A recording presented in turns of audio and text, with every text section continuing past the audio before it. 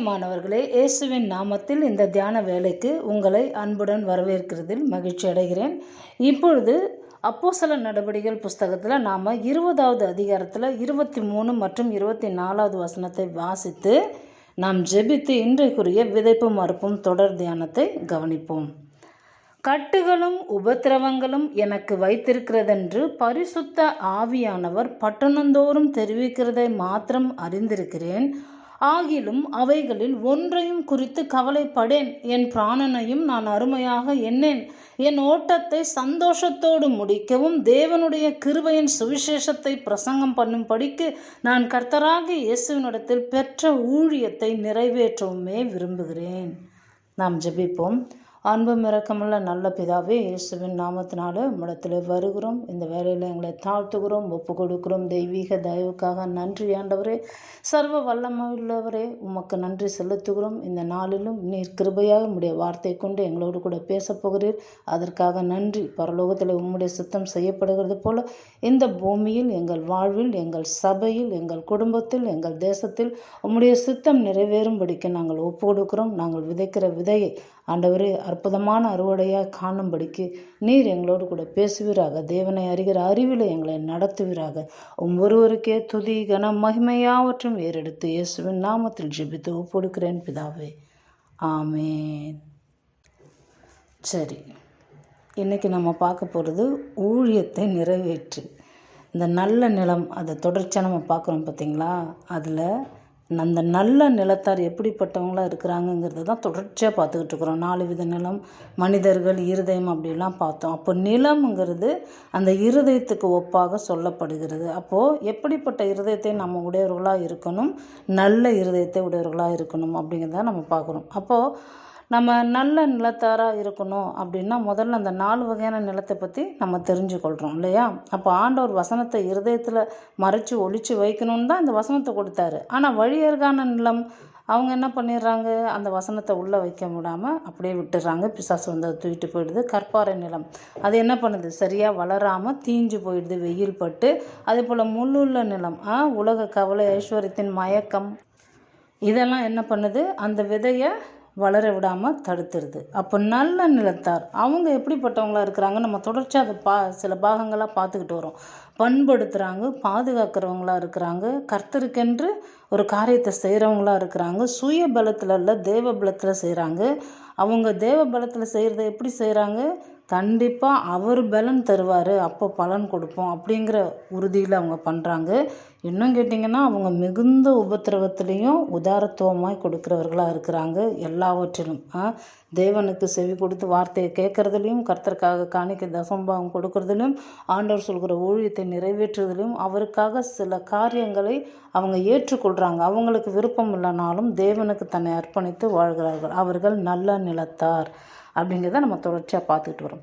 இன்றைக்கு பகுதியில் இந்த நல்ல நிலத்தார் எப்படிப்பட்டவங்க, வசனத்தின்படி ரொம்ப நம்ம அந்த வசனத்தோடவே அதை வாசித்தே தெரிஞ்சுக்கோமே. மத்தேயு 13:23 வாசிக்கலாம். முள்ளுள்ள இடங்களில் விதைக்கப்பட்டவன் வசனத்தை கேட்கிறவனாய் இருந்தும் உலக கவலையும் ஐஸ்வர்யமும் மயக்கமும் வசனத்தை நெருக்கி போடுவான். அப்போ முள்ளுள்ள இடம்னு சொல்லப்பட்டிருக்குன்னா அதில் பாருங்கள், வசனத்தை கேட்பானா கவலையெல்லாம் வந்துடுமா. அப்போனா நல்ல நிலத்தால் என்ன பண்ணுவான், வசனத்தை கேட்பான், கவலை வராது, உற்சாகமாயிடுவான். இப்படி தான் நம்ம புரிந்து கொள்ளணும் வேதத்தை. புரியுதுங்களா. அதே போல் 23வது வசனத்தில் நல்ல நிலத்தை குறித்து சொல்லப்பட்டிருக்கு. வசனத்தை கேட்குறான், உணர்கிறான். அதுதான் அங்கே முள்ளுள்ள நிலத்தில் இல்லை. அப்போ இவன் எப்படிப்பட்டவன், இந்த மத்தேயு 13:4 வாசித்து பார்ப்போம். ஒவ்வொரு நிலமாக அவங்க எப்படிப்பட்டவங்களாக இருக்கிறாங்க, ஒவ்வொரு நிலத்தில் அந்த விதை எப்படி போய் விழுது. 4வது வசனம் பாருங்கள். மத்தேயு 13:4 அவன் விதைக்கில் சில விதை வழி அருகே விழுந்தது. இந்த வார்த்தையை கவனிங்க தயவுசெய்து, விழுந்தது. அடுத்தது 5வது வசனம், சில விதை அதிக மண் இல்லாத கற்பாறை இடங்களில் விழுந்தது. புரியுதுங்களா உங்களுக்கு, இந்த வார்த்தையை கவனிங்க. 7வது வசனம், சில விதை முள்ளுள்ள இடங்களில் விழுந்தது. விழுந்தது விழுந்தது விழுந்ததுன்னு வருது பாருங்கள். சில வார்த்தைகள் வந்து நம்மளை வந்து யோசிக்க வைக்கும். கர்த்தருடைய வார்த்தைகள், வசனங்கள் ஒவ்வொன்றும் புடமிடப்பட்டவைகள். அது எப்படி அதை விவரிக்கவே முடியாது பாருங்கள். ஒரு வார்த்தைக்கு அவ்வளோ அர்த்தங்களை தேவன் வச்சுருப்பார். அதனால தான் சில வசனங்களை, சில வியாக்கியானங்கள் நம்ம எங்கே பார்க்கணுன்னா வேறு மொழிபெயர்ப்பில் பார்க்கணும். சிலதை நம்ம தமிழில் பார்க்குறோம், சிலதை நம்ம மூல பாஷையில் பார்க்குறோம். ஏன்னா ஒவ்வொரு இதில் அந்தந்த மொழிக்குன்னு ஒரு பியூட்டி இருக்கும் இல்லையா? ஸோ அது போல் பாருங்கள், இதில் விழுந்தது விழுந்தது விழுந்ததுன்னு வருது. என்ன மீனிங்கு? விழுந்தது, விழுந்து அங்கேயே கிடந்தது. மற்ற காரியம் இதை இன்னும் விழ வச்சு இதை எழுந்திருக்க முடியாமல் பண்ணிடுது. அதனால தான் இந்த வகையான கற்பாறை நிலம், முள்ளுள்ள நிலம், வழியர்கா நிலம், இதில் விழுந்த விதை வெளியே கிளம்ப முடியல. ஆனால் நல்ல நிலத்தை பற்றி சொல்லியிருக்கு பார்த்தீங்களா? அந்த வார்த்தையை கவனிங்க. 8வது வசனம், சில விதையோ நல்ல நிலத்தில் விழுந்ததுன்னு போட்டுல்ல, விழுந்துன்னு போட்டிருக்கு. அதெல்லாம் விழுந்தது, விழுந்து முடிஞ்சிச்சு, விழுந்து கடந்து அப்படியே போயிடுச்சு, நாசமாக போயிடுச்சு. ஆனால் இது விழுந்ததுன்னு வரல, விழுந்து ஒரு ப்ராசஸ் நடக்குது இங்கே. இது ஆங்கில வேதாகமத்தில் எப்படி வருதுன்னா ப்ராட் ஃபோர்த் அப்படின்னு வருது. இது என்ன பண்ணுதான்? இது விழுந்து இது சில காரியங்களை பலனை கொடுக்குதான். ஆனால் ஆங்கில வேதாகமத்தில் மற்ற நிலத்தில் விழுந்ததை பற்றி சொல்லும்பொழுது மற்ற காரியங்கள் இந்த விதையை மேற்கொள்கிற மாதிரி இருக்குது. ஆனால் இங்கே இந்த விதை நல்ல நிலத்தில் விழுந்தது. இது என்ன பண்ணுது? ப்ராட் ஃபோர்த், அதாவது பலனை கொண்டு வருது அப்படிங்கிறத போட்டிருக்கு. ஸோ இதெல்லாம் நம்ம விளங்கி கொள்ளணும். அப்போ விழுந்து 30, 60, 100 பலன் கொடுக்கறதா இருக்கிறது. அப்போ ஏதோ ஒன்று பண்ணுது. அப்போ நல்ல நிலத்தார் அவர்கள் சும்மா இருக்க மாட்டாங்க, கர்த்தருக்காக எதையோ செய்கிறவர்களாக இருக்கிறார்கள். அவர்கள் நல்ல நிலத்தார், அவங்க பலன் கொடுக்கிறவர்களாக இருக்கிறார்கள். உபத்திரவத்தின் மத்தியிலும் உதாரத்துவமாக இருக்கிறார்கள். கர்த்தருக்கென்று செய்கிறவர்களாக இருக்கிறார்கள். பண்படுத்தி பாதுகாக்கிறவர்களாக இருக்கிறார்கள். அவர்கள் சுய பலத்தில் எதையுமே செய்யாமல் தேவ பலத்தில் செய்கிறவர்களாக இருக்கிறார்கள். இதெல்லாம் உங்களுக்கு விளங்குதா? அப்போது எந்த நிலம் இது? நல்ல நிலம். நல்ல அப்படின்னா ஆங்கிலத்தில் குட்டுன்னு வருது. குட்டுன்னா காடுங்க. தெரியுங்களா உங்களுக்கு? வேதாகமத்தில் நன்மை தீமை உனக்கு முன்னாடி வைக்கிறேன், வாழ்வு சாவு உனக்கு முன்னாடி வைக்கிறேன், மரணம் ஜீவன் உனக்கு முன்னாடி வைக்கிறேன், சாபம் ஆசீர்வாதம் உனக்கு முன்னாடி வைக்கிறேன். என்ன அர்த்தம் அதுக்கு? இயேசுவையும் வச்சிட்டாரு பிதா, பிசாசையும் வச்சுருக்காரு. நீ எதை தேர்ந்தெடுக்க போகிற? நன்மை தீமை. அந்த தீமை, தீங்குங்கிறது மத்தேயு சுவிசேஷ புஸ்தகம் 6வது அதிகாரத்தில் தீங்கிலிருந்து எங்களை ரட்சித்து கொள்ளும்னு இயேசு ஒரு நம்மளுக்கு ஒரு ப்ரேயர் சொல்லி தருவார். உங்களுக்கு ஞாபகம் இருக்கா? மத்தேயு 6:13 பாருங்கள், எங்களை சோதனைக்கு உட்பட பண்ணாமல் தீமையின் என்று. அது இங்கிலீஷ் பைபிளில் எப்படி வருது? ஈவில். ஒரிஜினல் மொழிபெயர்ப்பு மூல பாஷையிலும் அது அப்படி தான் வருது. அப்போது அந்த இடத்துல பிசாசுக்கிட்டேருந்து எங்களை காப்பாற்றுங்க அப்படின்னு வருது. அப்போது சாபம்னா பிசாசோட காரியம், தீமைனா பிசாசு, அப்போ நல்லதுன்னா ஆண்டவர் இயேசு. இப்படி புரிந்து கொள்ளுங்கள். உங்களுக்கு விளங்குதான் நான் சொல்கிறது? அப்போது நல்ல அப்படின்னா குட், அதாவது காடு. சரியா? கிறிஸ்துவுக்குள் நல்ல நிலம்ங்கிறது நம்ம ஏற்கனவே இருதயம் அப்படிங்கிற அர்த்தத்தில் பார்த்துக்கிட்டு இருக்கிறோம். சரியா? அப்போது நல்ல நிலம்ங்கிறது நல்ல இருதயம், கிறிஸ்துவின் இருதயத்தை உடையவர்களாக நாம் இருக்கும் பொழுது கட்டாயம் நாம் 100 மடங்கு பலன், 1000 மடங்கு ஆசீர்வாதம், கோடா கோடி பெருக்கத்தை காண முடியும். அளவற்ற ஆசீர்வாதத்தில் நாம் வாழ முடியுங்கிறத நீங்கள் புரிஞ்சுக்கொள்ளணும். உங்களுக்கு இது வரைக்கும் விளங்குச்சா? சரியா? மற்ற நிலத்தில் விழுந்ததெல்லாம் விழுந்ததுன்னு இருக்குது. ஆனால் நல்ல நிலத்தில் விழுந்ததுன்னு போட்டுள்ள, விழுந்து பலன் கொடுக்குற காரியத்தை செய்கிறது. அதனால தான் இவன் எப்படிப்பட்ட குணத்தை உடையவனாக இருக்கிறான் இந்த நல்ல நிலத்தார். மத்தேயு 13:21 பொறுமையாக பார்க்கலாம். தனக்குள்ளே வேறில்லாதவனாய் கொஞ்ச காலம் மாத்திரம் நிலைத்திருப்பான், வசனத்து நிமித்தம் உபத்திரம் துன்பம் உண்டான உடனே இடல் அணுவான். இவன் யார்? கற்பாறை நிலம். அப்படின்னா நல்ல நிலத்தார் எப்படி இருப்பான்? இதுக்கு ஆப்போசிட்டாக இருப்பான். வேர் கொண்டவனாக இருப்பான், நிலைத்து இருப்பான். கொஞ்ச காலம் இல்லை, எப்போவுமே சாகும் வரை மரணம் பரியந்தம் அவன் நிலைத்திருப்பான். அதனால தான் ஆண்டவர் என்ன சொல்கிறார்? இதோ உலகத்தின் முடிவு பரியந்தம் நான் உங்கள் கூட தான் இருக்கேன். நான் உலகத்தை ஜெயித்தேன்ப்பா, நீங்களும் ஜெயிக்க முடியும். என்னால் ஒரு விஷயம் செய்ய முடியும்னா ஒன்னாலையும் செய்ய முடியும். ஏன்னா நம்ம நல்ல நிலத்தார், கிறிஸ்துவின் இருதயத்தை உடையவர்களாக இருக்கிறோம், கிறிஸ்துவின் சிந்தை அணிந்தவர்களாக இருக்கிறோம், கிறிஸ்து நமக்குள்ளே இருக்கிறாரு. அப்போ நம்மை கொண்டு அவர் அந்த காரியங்களே செய்கிறவராக இருக்கிறாருங்கிறது நம்மளுக்குலாம் தெரிஞ்சது தான். சரியா? அப்போது நம்ம நல்ல நிலத்தாருங்கிறவங்க எப்படி பட்டவங்களாக இருக்கிறாங்க? இடர்கள் அடைய மாட்டாங்க, நிலைத்து இருப்பாங்க, கிறிஸ்துவுக்குள்ளே வேர் கொண்டவங்களாக இருப்பாங்க, வசனத்து நிமித்தம் அவங்க துன்பப்பட மாட்டாங்க. மார்க் 4:17 என்ன சொல்லுது? தங்களுக்குள்ளே வேர் கொள்ளாதபடியால் கொஞ்ச காலம் மாத்திரம் நிலைத்திருக்கிறார்கள். வசனத்தின் நிமித்தம் உபத்திரம் துன்பம் உண்டாட உன்னை இடரல் அடையுதல். வசனத்தின் நிமித்தம். ஆனால் நமக்கு வசனத்தை கேட்கும் பொழுதே மகிழ்ச்சி வந்துடுது, உற்சாகம் வந்துடுது.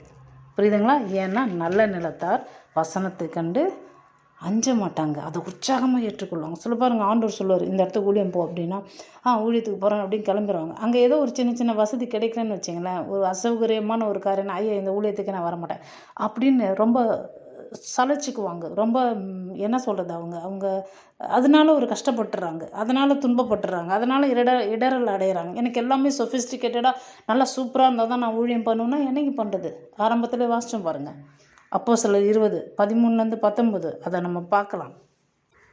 பவுல் ஆசோ பட்டணம் வரைக்கும் கரை வழியாய் போக மனதாக இருந்தபடினால் அவன் திட்டம் பண்ணியிருந்தபடியே நாங்கள் கப்பல் ஏறி அந்த பட்டணத்தில் அவனை ஏற்றுக்கொள்ளும்படி முன்னாக அங்கே போயிருந்தோம். அவன் ஆசோ பட்டணத்தில் எங்களை கண்டபொழுது நாங்கள் அவனை ஏற்றிக்கொண்டு மித்திலேனே பட்டணத்துக்கு வந்தோம். அவ்விடம் விட்டு மறுநாளிலே கீயுத்தீவுக்கு எதிராக வந்து பவுல் கூடுமானால் பெந்தகோஸ்தே பண்டிகை நாளிலே எருசலேமில் இருக்க வேண்டும் என்று தீவிரப்பட்டது நிமித்தம் தான் ஆசியாவிலே காலம் போக்காதபடிக்கு எபேசு பட்டணத்தை கடந்து போக என்று தீர்மானித்ததினால் மறுநாளிலே சாமு தீவு பிடித்து துரோகிலியோன் ஊர்துறையில் தங்கி மறுநாள் மிலேத்து பட்டணத்துக்கு வந்தோம். அதாவது இந்த ஊரோட பேருங்களுக்கெல்லாம் அர்த்தம் பார்த்திங்கன்னா ரொம்ப அருமையாக இருக்கும். ஆசோ அப்படிங்கிறது நெருங்குதல் அப்படின்னு அர்த்தமா, கம் நியர் அப்படின்னு அர்த்தமா, மித்திலேனே அப்படிங்கிறது பியூரிட்டி, கிளன்சிங், பரிசுத்தமாக்குறது, கழுவுறது. அப்போ ஆண்டவரை நெருங்கணும், அடுத்தது கழுவி சுத்தமாகணும். கீயுத்தீவுங்கிறது அது என்ன அர்த்தத்தில் வருதுன்னா ஸ்னோயி, வெண்மை. ஆண்டவர் நம்மளை அவரை நெருங்கி பரிசுத்தப்படுத்தப்பட்டு நம்ம சுத்திகரிக்கப்பட்டு கழுவப்படும் பொழுது நம்ம பிரகாசமாகிறோம், கர்த்தருடைய பாதையில் நம்ம நடக்கிறவங்களா இருக்கிறோம், நல்ல நிலத்தராக இருக்கிறோம்.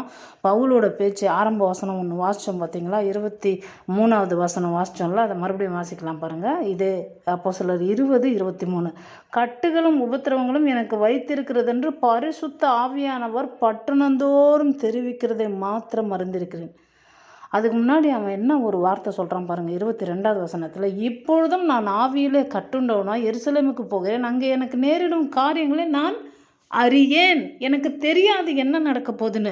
ஆனால் பரிசுத்த ஆவியானவர் எனக்கு ஒரு விஷயத்த சொல்லிடுறாரு, நீ போகிற இடத்துல உனக்கு உபத்திரம் இருக்குது. என்ன உபத்திரம்னு தெரியாது, ஆனால் ஒரு உபத்திரம் இருக்குன்னு என்னை வான் பண்ணி தான் அனுப்புகிறாரு.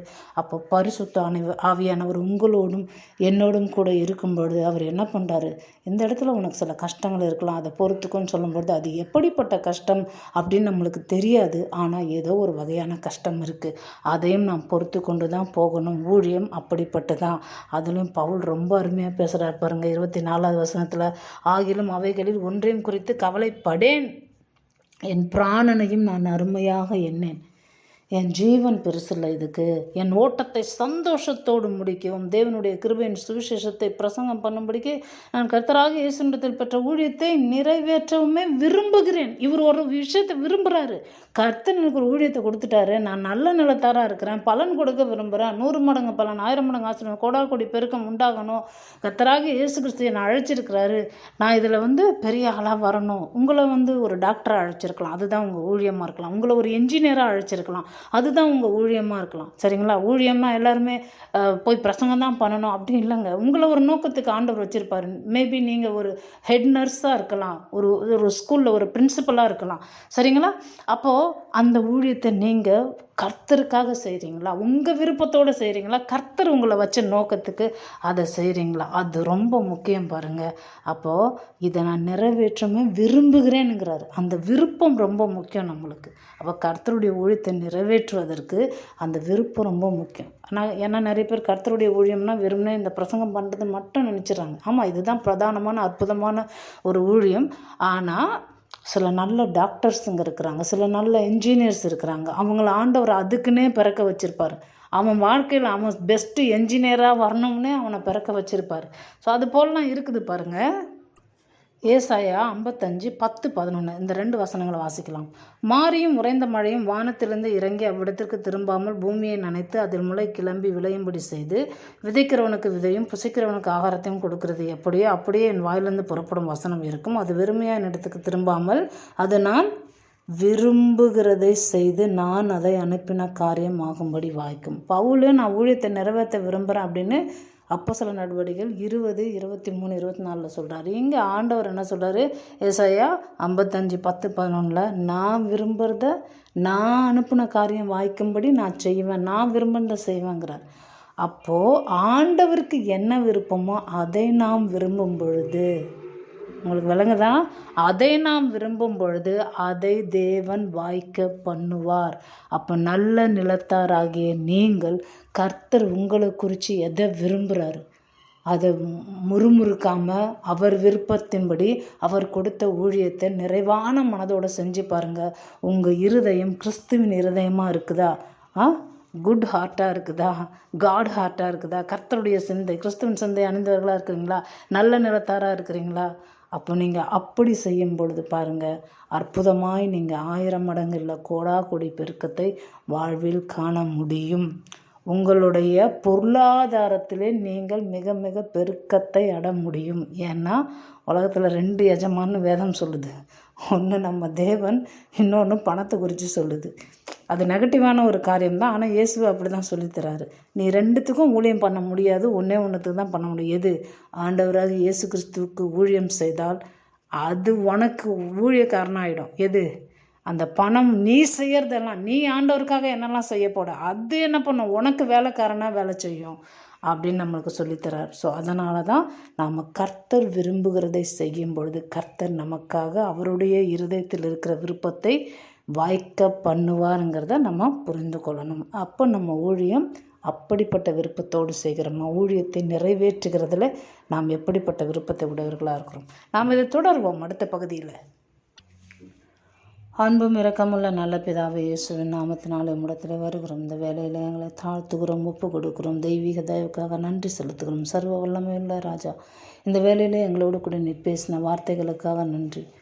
உம்முடைய வேதத்தில் உள்ள அதிசயங்களை நாங்கள் காணும்படிக்க, அவைகளை தியானிக்கும்படிக்க, அந்த வார்த்தைகளின் அர்த்தங்களை புரிந்து கொள்ள இன்னும் ஆழமாக நீர் எங்களுக்கு கற்றுத்தருகிறதை நாங்கள் அப்படியே ஏற்றுக்கொண்டு அந்த வசனத்தின் நிமித்தம் இடரல் அடையாமல் நல்ல நிலத்தாராக உமக்காக பலன் கொடுக்கும்படிக்க, ஆண்டவரே உம்முடைய இருதயத்தின் விருப்பத்தை நாங்கள் நிறைவேற்றும்படிக்கு அப்படிப்பட்ட விருப்பத்தை உடையவர்களாக ஊழியத்தை செய்ய தேவரீர் எங்களை நடத்துவீராக. இதை கேட்டுக்கொண்டிருக்கிற ஒவ்வொரு பிள்ளைகளின் வாழ்விலும் நீரே ஆண்டவரே ஜீவனுள்ள சாட்சியாக இருக்கும்படிக்க ஒவ்வொரு குடும்பத்தையும் இயேசுவின் நாமத்தினாலே ஆசீர்வதிக்கிறேன். ஒவ்வொரு குடும்பத்திலும் தேவரீர் நீர் வைத்திருக்கிற திட்டங்கள், நோக்கங்கள் இயேசுவின் நாமத்தினாலே அப்படியே நிறைவேறும்படிக்க அவர்களை உம்முடைய கரங்களிலே ஒப்பு கொடுத்து ஜெபிக்கிறேன் பிதாவே. ஆமேன்.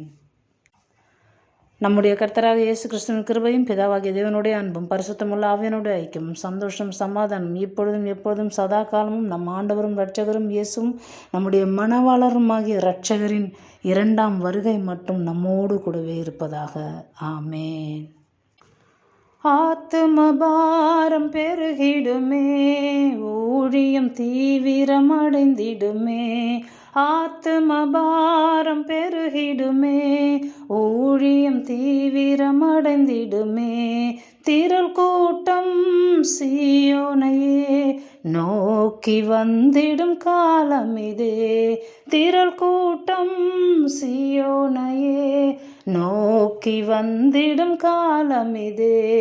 பலத்தின் மேல் பலனே, கிருபையின் மேல் கிருபை, மகிமையின் மேல் மகிமை. பரிசுத்தம் பரிசுத்தமே என் வாழ்வில், பரிசுத்தம் பரிசுத்தமே. ஆசீர்வதிக்கும் தேவன் தம் ஆசீர் பொழிந்திடும் நேரம், பெருக்கத்தை அளித்திடும் தேவன் நம்மை பெருக செய்வார் வருடம். பெருக்கத்தை அளித்திடும் தேவன் நம்மை பெருக செய்வார் வருடம்.